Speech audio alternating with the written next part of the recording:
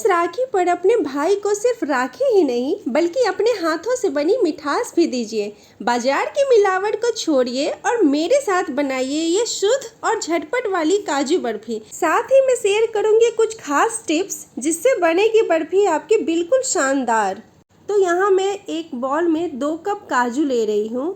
आप यहाँ पे टूटे हुए काजू भी ले सकते हैं, उससे भी बर्फी अच्छी बनेगी।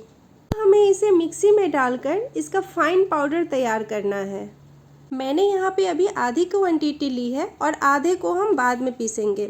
और इसे हमें लगातार नहीं चलाना है, इस तरह से रोक रोक कर चलाना है। पल्स मोड पर चलाएं क्योंकि ड्राई फ्रूट है ये, तो आप इसे ज़्यादा चलाएंगे तो ये तेल रिलीज कर देगा, जो कि हमें नहीं चाहिए। हमें बिल्कुल इस तरह का फाइन पाउडर चाहिए। तो आप इसका ध्यान रखें कि मिक्सी को हमें लगातार नहीं चलाना है। अब हम अपने दूसरे बैच को भी इसी सेम प्रोसेस से पाउडर बना लेंगे और उसे भी इस बॉल में निकाल देंगे। और ये हमारा काजू पाउडर तैयार है। तो हमें बिल्कुल ऐसा पाउडर चाहिए, हमें ऑयली नहीं चाहिए। बस आप पीसते वक्त थोड़ा ध्यान रखेंगे तो बहुत आसानी से ये हो जाएगा। यहाँ गैस पे एक कढ़ाई चढ़ा देंगे और उसमें हम सेम कप से 1 कप चीनी ले रहे हैं। जिस कप से मैंने काजू लिया था ना, उसकी आधी क्वांटिटी हमें चीनी लेनी है। तो हमने 2 कप काजू लिया था, तो हम यहाँ पे 1 कप चीनी ले रहे हैं। और उसी कप से 1 कप पानी भी ले रहे हैं। मतलब चीनी और पानी हमें सेम क्वांटिटी में डालना है, इस बात का आपको ध्यान रखना है। और इसे हम चलाएंगे। हमें इसकी चाशनी नहीं बनानी है 1 तर या 2 तर वाली, हमें बस इसको मेल्ट होने तक इसे पकाना है। तो आप देख सकते हैं कि चीनी हमारा मेल्ट हो चुका है। तो अब हम इसमें डालेंगे अपना तैयार किया हुआ काजू पाउडर। फिर इसे हमें अच्छी तरह से कंटिन्यूअसली चलाना है, बिल्कुल इस तरह से चलाना है। और काजू बर्फी बनाने में बस इसी प्रोसेस में हमें पेशेंस की ज़रूरत होती है, क्योंकि इसे हमें कंटिन्यूअसली चलाना है। अगर हम नहीं चलाएंगे, आप थोड़ी देर के लिए इसे छोड़ देंगे तो ये नीचे से चिपकने लगेगा और काजू बर्फी फिर आपकी अच्छी नहीं बनेगी। ये बहुत स्टिकी होता है, तो इसे आप कंटिन्यूअसली चलाएं।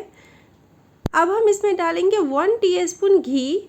सिर्फ 1 टीस्पून घी यहाँ एनफ है, आप इसे ज़्यादा नहीं डालें, वरना काजू का जो डो है ना, वो सेट होने में टाइम लगेगा, वो अच्छी तरह से सेट नहीं हो पाएगा। तो इसका भी आप ध्यान रखें। और इसे इस तरह से नीचे से ना हिलाते हुए मिलाते हुए हमें चलाना है ताकि चिपके नहीं। आप इस प्रोसेस के लिए नॉन स्टिक कढ़ाई का इस्तेमाल करें, वो ज़्यादा यूजफुल होता है। अब हम यहाँ डालेंगे 1 टीस्पून के करीब इलायची पाउडर, इससे बहुत अच्छा टेस्ट आता है। और इसे भी हमें इस पेस्ट में अच्छी तरह मिला लेना है। और इसे हमें तब तक कुक करना है जब तक कि ये पैन को छोड़ने ना लगे। आप देख रहे हैं साइड साइड से पैन को छोड़ना स्टार्ट कर दिया है, तो इसका मतलब है कि ये हमारा अब रेडी हो चुका है। बिल्कुल इसी स्टेज पे हमें इसे बंद कर देना है और इसी कढ़ाई पे हमें इसे ठंडा होने के लिए छोड़ देना है। अगर आपको जल्दी है तो आप इसे किसी दूसरे प्लेट में घी लगाकर उस पर ट्रांसफ़र करके इस तरह से आप मिला सकते हैं और ठंडा कर सकते हैं। मैं इसे कढ़ाई में ही कर रही हूँ। इसे कंटिन्यूअसली इस तरह से चलाएं जिससे ये ठंडी भी होगी और एक अच्छा और स्मूथ टेक्सचर भी आएगा। इसे हमें पूरी तरह से ठंडा नहीं करना है, बस इतना ठंडा करना है जिससे कि आप अगर हाथ पे इसे डालो तो आपके हाथ जले नहीं। अब ये पेस्ट हमारा ठंडा हो चुका है, तो अब हम एक बटर पेपर लेंगे और उस पर घी लगाएंगे। आपको यहाँ पे बटर पेपर ही लेना है क्योंकि ये बहुत यूजफुल होता है। इस पे जब हम पेस्ट डालेंगे अपना तो वो बिल्कुल भी चिपकेगा नहीं और हमें आसानी होगी बिल्कुल परफेक्ट शेप देने में।